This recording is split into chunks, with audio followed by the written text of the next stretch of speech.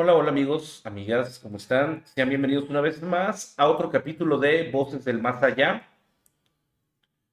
Y bueno, pues una vez más, este es un programa que me da mucha emoción compartir contigo, porque, bueno, debo advertirte de nuevo que estamos a las puertas de una historia que es real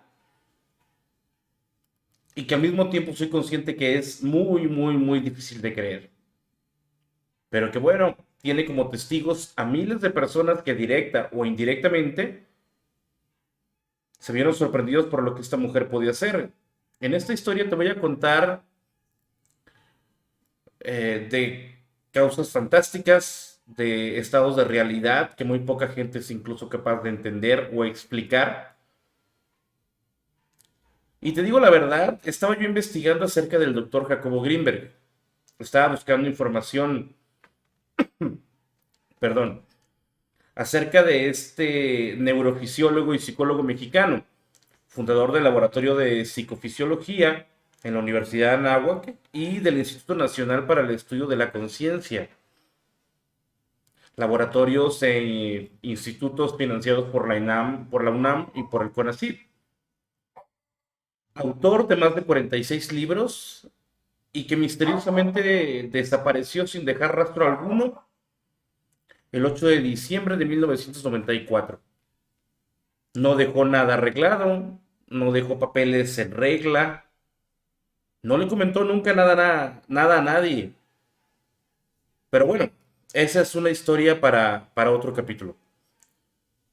Y en este punto te podrás preguntar qué tiene que ver el doctor Jacobo Greenberg con esta historia que yo te voy a contar. Y la respuesta es todo.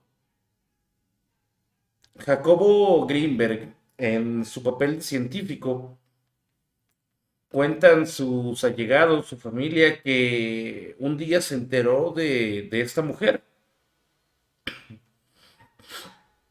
y que, bueno, pues en su calidad de científico, agarró una maleta pequeña, tomó ropa para 3 días, viajó a la Ciudad de México y lo que sería una visita meramente científica de 3 días se convirtió en una estadía de 2 años, según lo que se habla. Jacobo Greenberg, como su primera intención, estaba decidido en desmentir a Bárbara Guerrero, mejor conocida como Pachita. Nunca pudo hacer esto y durante estos 2 años fue testigo presencial de esta mujer. Hoy te voy a contar la historia de Pachita, la más grande chamana de México. Bárbara Guerrero, mejor conocida como Pachita, nació en el año de 1900, murió en el 79. Y fuera de este par de datos, seguir el linaje de Pachita es complicado.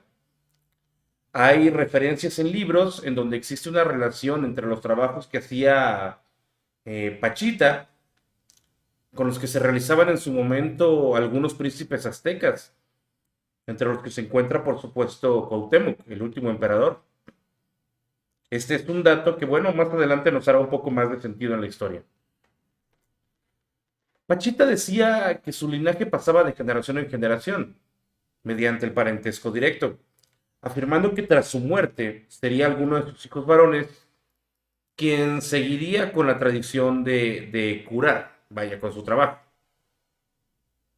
Y que esto seguiría con los hijos de sus hijos y así. Si tomamos como cierto este dato de que las habilidades de Pachita se venían heredando desde un linaje muy, muy, muy antiguo, pues entonces quizá debamos suponer que nuestros antepasados tenían conocimientos que nosotros desconocemos y que aparentemente no tenemos al día de hoy, incluso con la tecnología con la que vivimos en nuestro acontecer diario. Y eso es de sorprenderse, la verdad. Pachita nació en la ciudad de Parral, en el estado de Chihuahua, al norte del país. Y como ya lo mencionamos, pues nació en el año de 1900 y fue abandonada por sus padres debido a que fue una hija ilegítima del matrimonio. No se sabe mucho, pero Se cuenta que fue adoptada por un hombre de nombre Charles, de origen africano, quien Pachita asegura que le enseñó procedimientos de curación, manejo energético, movimiento de las estrellas y obtención de información, tal cual un oráculo. Vaya. De este hombre que la adoptó, Charles, se dice que regresó a su país de origen cuando Pachita tenía apenas 15 años. Y bueno, pues de este momento Pachita tuvo que vivir sola y subsistir por sus propios medios. Pachita cuenta que a sus 15 años ella desconocía totalmente las capacidades curativas que poseía. Y bueno, también era entendible que no lo hiciera del conocimiento de todos, pues estamos hablando del año 1915, donde era pues totalmente descabellado que alguien manifestara de manera abierta ese tipo de habilidades. Ella sabía que de hacerlo pues sería tachada de bruja inmediatamente. Se desempeñó como bailarina, trabajó vendiendo billetes de lotería, cantando en camiones para obtener monedas y bueno, pues en algún punto de su vida llegó a la Ciudad de México. Así sobrevivió por varios años y no fue sino hasta ya su etapa adulta en la que decide dedicarse totalmente a la curación como modo de vivir, vaya. Y la manera de trabajar de Pachita la podemos dividir en cuatro fases. La primera, que es la de diagnóstico. La segunda, que sería el trabajo quirúrgico. La tercera, el manejo del espacio, materia, energía. Y la cuarta fase, que sería lo que ella llamaba el trabajo místico. La gente que veía trabajar a Pachita afirma que los pacientes llegaban, ella tomaba sus manos y con las palmas hacia arriba las miraba y de esta manera diagnosticaba enfermedades específicas. Localizaba abscesos, tumores, úlceras o cualquier infección en algún órgano del paciente. En otras ocasiones también incluso dicen que con únicamente ver al paciente ya sabía cuál era su dolencia, ya sabía cuál era su problema. La principal actividad de Pachita era la de intervenir quirúrgicamente a sus pacientes. Y esto lo hacía en su casa, en un cuarto, sin ninguna condición de higiene o seguridad médica. Lo hacía en un pequeño cuarto de su casa, apenas iluminado con la luz de veladoras y adornado con lo que dicen era un gran altar de 7 pisos, en los que se podían observar imágenes de Cuauhtémoc, de la Virgen de Guadalupe y de muchos otros santos que pues no sabemos cuáles son. La gente que acudía a verla, el único requisito que se le pedía era que llevaran una cobija limpia. Se les acostaba sobre una pequeña cama de madera, la cual se cubría con hule espuma sobre un vil plástico transparente. Eso era todo. Ya una vez tendidos, Pachita identificaba el área del cuerpo afectada, mojaba un algodón en alcohol, lo frotaba sobre la piel y acto seguido con su mano derecha tomaba su instrumento. Estamos hablando de un cuchillo de monte de 15 centímetros. No estamos hablando de un bisturí ni de ninguna herramienta médica con la que se pudiera hacer esto. Utilizaba un cuchillo, un vil cuchillo. Y sin ningún aviso lo introducía en la piel. Lo introducía, abría. Las incisiones que Pachita hacía por lo general solían ser grandes, por supuesto seguidas de una hemorragia obvia, natural, de una incisión que no era de alguien estudiado, vaya, que no era de alguien que sabía, pues, abrir el cuerpo, vaya. La gente que estaba ahí dice que los pacientes, pues sí, se quejaban y manifestaban dolor, pero pues que de todos modos era muy evidente que no estaban sintiendo el dolor que deberían de estar sintiendo en realidad. Los pacientes de Pachita no eran anestesiados de ningún tipo, No se les daba ningún tipo de bebida, ningún tipo de brebaje, no se les daba nada que los pusiera en un estado de aletargamiento o algo así. Sin duda alguna, algo misterioso apaciguaba el dolor de esta gente. ¿Qué era? No lo sabemos. Después de que Pachita hacía la primera incisión, si es que, bueno, si es que le podíamos llamar incisión, introducía el cuchillo al interior del cuerpo y con una maniobra rápida extraía tumores, cortaba pedazos de órganos o colocaba tejidos en su lugar. Recordemos que todo esto sucedía a los ojos del paciente. Únicamente entre un cuarto y otro, entre el cuarto donde Pachita operaba y el cuarto donde estaba la gente esperándola, solo había una vil cortina. Y todo esto también ocurría frente a los ojos del doctor Jacobo Greenberg, que fue sin duda alguna quien mejor documentó las actividades de Pachita, quizá.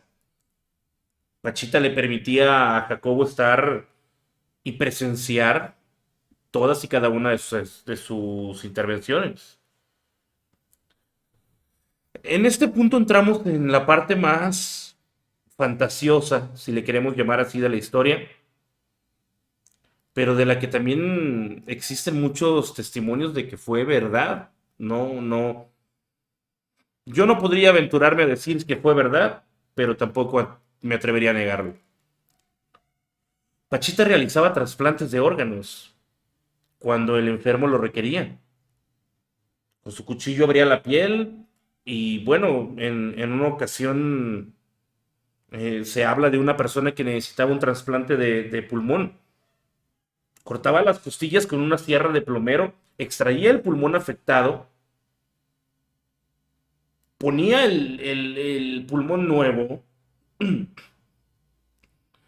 y, y juran que el cuerpo extrañamente absorbía este pulmón nuevo y que después de hacer un ruido como el de un globo que se está empezando a inflar, Pachita cerraba su incisión y el paciente era dejado en recuperación. Todos los pacientes, sin excepción alguna, después de que eran operados, se les vendaba en la zona donde habían sido intervenidos y se les sentaba en una esquina del cuarto durante media hora a reposar. Según Pachita, este lapso de tiempo servía para equilibrar los campos energéticos a fin de que el paciente se recuperara totalmente. Pasados estos minutos, el paciente se podía ir a casa y únicamente le pedían que tuviera un reposo absoluto por 72 horas. Yo sé, estamos hablando de trasplantes. ¿Cómo demonios conseguía los órganos esta mujer? En algunas ocasiones el doctor Jacobo Greenberg aseguró que había pacientes que conseguían estos órganos a través de cadáveres de la morgue, pero que en muchas otras ocasiones era Pachita quien a través de la materialización hacía aparecer el órgano que se requería. Estos casos de materialización corresponden a la tercera fase del trabajo de Pachita y su manejo de lo que es el espacio-tiempo. Cuando los pacientes no podían conseguir los órganos que necesitaban, cuentan que Pachita realizaba unos movimientos muy extraños con sus brazos, con sus manos, y acto seguido aparecía lo que dicen que era una especie de tejido, y que esto era lo que Pachita usaba para realizar los trasplantes. También dicen que esta era una actividad que esta mujer realizaba de manera cotidiana y sin prestarle mayor atención, ¿eh? No era algo que la sacara de sus cabales, no era algo que la sorprendiera, era algo que hacía quizá diario. Era capaz de alterar diferentes niveles de organización del espacio, de tal forma que lograba un cambio en su estructura, dando lugar a un objeto, a estas especies de tejido. Cada vez que las situaciones de manejo quirúrgico, diagnóstico o de alteración de la estructura en el espacio ocurrían, Pachita siempre hacía referencia a Dios, al Padre y a otra serie de entidades. Pachita continuamente era buscada por entusiastas de su trabajo, por periodistas y por supuesto por millones de gentes que la tachaban de charlatana. En cada entrevista, ella afirmaba desconocer el mecanismo mediante el cual realizaba su trabajo. Nunca dijo ser una experta en lo que hacía, ni nunca se presentó como alguien que sabía qué procedimiento llevar. En alguna ocasión admitió no tener incluso conciencia alguna de lo que hacía su cuerpo durante las intervenciones. Decía que todas estas maniobras las realizaba su protector, quien se introducía en su cuerpo. Y bueno, ella cerraba sus ojos, respiraba profundamente y al abrirlos nuevamente aparecía una personalidad alterna de Pachita. Una personalidad alterna que se presentaba con el nombre de Cuauhtémoc. En más de una ocasión, mientras este ser poseía el cuerpo de Pachita y realizaba operaciones sorprendentes, contaba que durante su reinado, los emperadores aztecas, así como debían aprender a dirigir al imperio desde el punto de vista político, también tenían que aprender a manejar la energía en procesos quirúrgicos. Cuauhtémoc siempre consideraba que en su misión en la Tierra había sido interrumpida por la conquista española y que Pachita a través de su cuerpo le ofrecía la oportunidad de concluir su obra.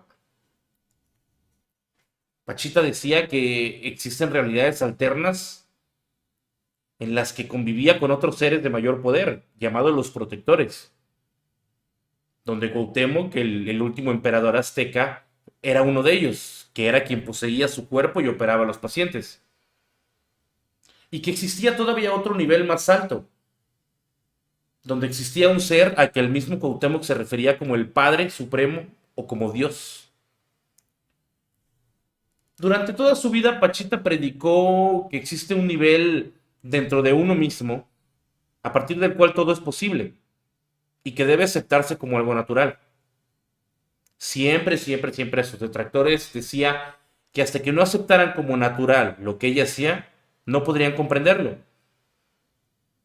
Que no había necesidad de buscar una explicación maestra, que no existía un mecanismo sofisticado, que solo se trataba de aceptar que cuando se llega a ese nivel en uno mismo, todo es posible mediante un acto de voluntad. No cabe duda que la historia de Pachita es fascinante, desde muchos puntos, ¿eh? Y que sin duda alguna debe ser uno de los seres humanos más portentosos que hayan existido. Su poder le permitía realizar hazañas increíbles a través de sus hechos y de su conducta, que podemos tachar de fantasiosos, de falsos, pero que también existe la otra parte donde mucha gente la vio hacer esto. Y bueno, a través de sus hechos, a través de sus obras, pues creo que es normal y que podemos deducir que existe y que es absolutamente posible llegar a un nivel de conciencia y de realidad en el cual es posible ver lo que los demás no pueden. Pachita sabía de esto, Pachita sabía de este conocimiento y lo dominaba a voluntad. Y además era consciente de los seres o del ser a través del cual ella actuaba. ¿Qué te pareció esta historia? ¿Ya habías escuchado alguna vez de Pachita? ¿Habías escuchado alguna vez del doctor Jacobo Grimberg? Sin duda alguna son dos historias de dos personas totalmente opuestas. Pachita, una mujer sin estudios, una mujer que hacía lo que hacía sin tener ninguna preparación profesional. Y el doctor Jacobo Grimberg, una persona estudiada totalmente, estudió en el extranjero, estudió e incluso fue maestro en la UNAM, además de otras universidades, creo. Tiene más de 46 publicaciones. Una persona totalmente de ciencia que quedó fascinado por el trabajo de esta mujer. Y dos historias que a pesar de venir de estratos diferentes, conectaron.